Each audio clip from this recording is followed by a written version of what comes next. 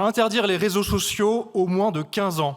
Faire de la France le premier pays européen à interdire aux jeunes d'aller sur TikTok, Snapchat ou encore Instagram.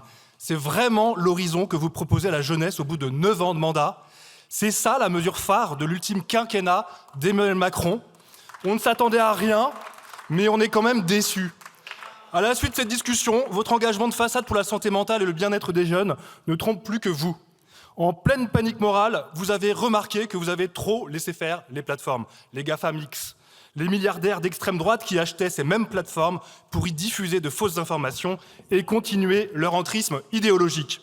Pendant des années, nous alertions et vous laissiez faire.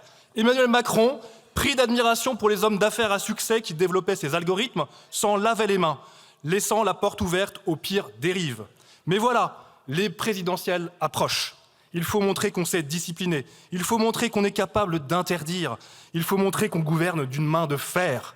Vous faites donc usage de tout le paternalisme numérique dont vous êtes capable et vous jouez du contrôle social, tout ceci pour masquer votre renoncement face aux véritables responsables.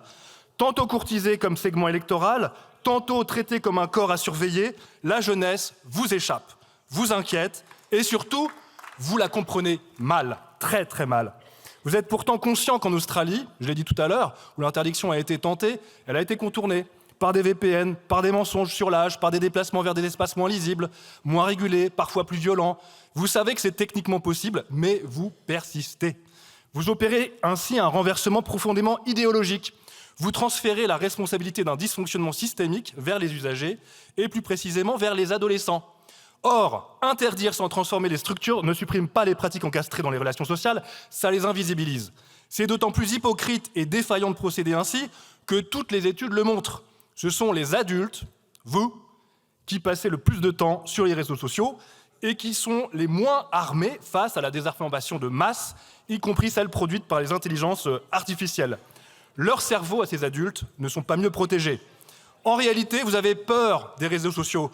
Vous en avez peur parce que vous ne les comprenez pas. Et donc, vous accusez les jeunes. Vous niez leur autonomie et leur capacité de discernement. Or, la sociologie de la jeunesse est claire. Les adolescents ne sont pas des sujets passifs, de la pâte à modeler. Ils apprennent par l'usage, par l'expérimentation, par l'erreur. On n'arrête pas de boire en interdisant l'alcool. On arrête de boire par la prévention et en investissant dans la santé publique. Vous êtes des hypocrites. Parce que vous avez brandi tout au long de la discussion la cause du harcèlement, des problèmes psychologiques, vous avez fait mine de vous intéresser au développement d'enfants. Mais vous avez refusé d'investir en 9 ans de mandat pour la santé mentale des jeunes, pour plus de psychologues scolaires, pour une psychiatrie qui fonctionne, pour davantage de moyens dans l'aide sociale à l'enfance.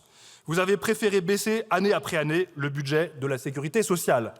La vérité, c'est que cette loi ne naît pas d'une analyse rigoureuse, sociologiquement étayée sur les usages et leurs répercussions.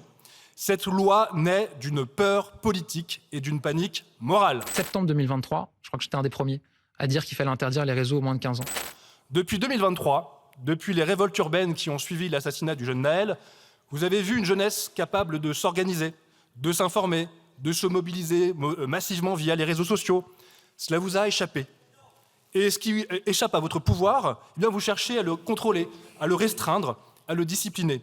C'est de là qu'ont émergé les débats sur les usages des réseaux sociaux pour les mineurs. C'est là que votre panique morale s'est déclenchée, s'est enrichie. Et c'est là que vous avez décidé qu'il fallait légiférer. Et vous l'avez notamment appliqué en Kanaky, Nouvelle-Calédonie, pour maîtriser les mouvements de protestation. Pourtant, les réseaux sociaux sont aussi des espaces d'apprentissage, de création, d'expression politique et culturelle. Pour de nombreux jeunes, notamment LGBT, racisés, isolés, ruraux, ils servent d'espace de socialisation, de reconnaissance et de soutien.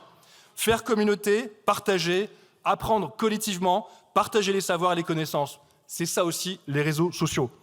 Collègues, si vous voulez réellement lutter contre l'addiction, investissez dans la santé publique. Si vous voulez agir en faveur du développement harmonieux de l'enfant et des ados, investissez dans la santé publique. Si vous voulez lutter contre le harcèlement, investissez dans la santé publique et lourdement. Si vous voulez réguler les usages, attention, et là il y a une petite subtilité, légiférez sur les plateformes. Nous refusons votre vision infantilisante et, en plus, inefficace Nous lui préférons l'émancipation, la confiance dans la jeunesse. C'est la raison pour laquelle nous voterons contre ce texte. Merci.